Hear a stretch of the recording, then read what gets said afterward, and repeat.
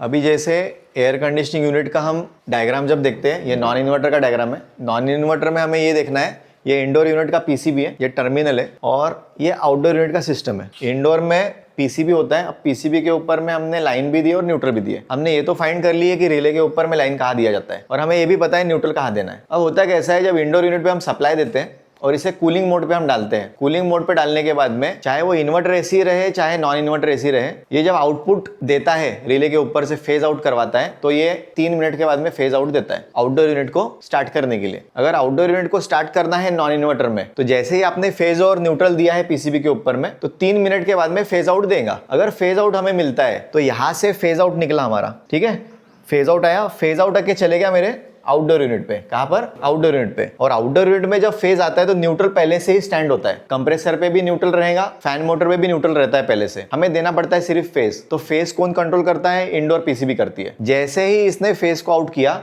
वैसे ही फेज हमें कंप्रेसर के लिए भी मिलता है। ये कंप्रेसर के लिए गया और ये हमारा फैन मोटर के लिए गया, और पहले से न्यूट्रल हमारा स्टैंड था।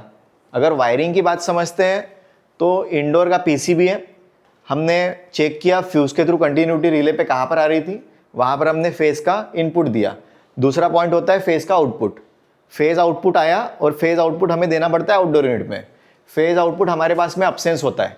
ओनली आउटडोर यूनिट में न्यूट्रल का लूपिंग करके यही न्यूट्रल आउटडोर में स्टैंड होता है।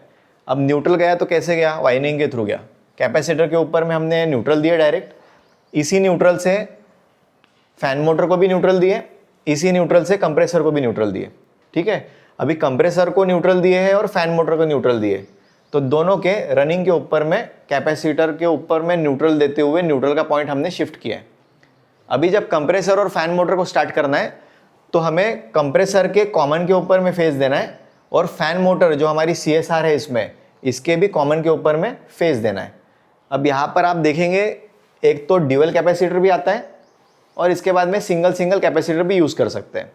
जिस किसी कैपेसिटर का रीडिंग हाई होता है, ये 35 माइक्रोफैराड का कैपेसिटर है, मतलब ये हमारा लगेगा कंप्रेसर के लिए, और ये कैपेसिटर है हमारा 3.5, तो ये लगेगा हमारे फैन मोटर के लिए।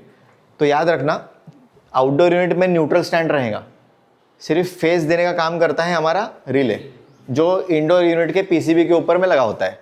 तो आपको जब कभी भी एसी के ऊपर में आपने सप्लाई दिए होते हैं और कूलिंग मोड पे शिफ्ट किया होता है, कूलिंग मोड पे डालने के बाद में 3 मिनट का समय लेता है, और 3 मिनट के समय के बाद में ये फेज को आउटपुट में शिफ्ट करवाता है।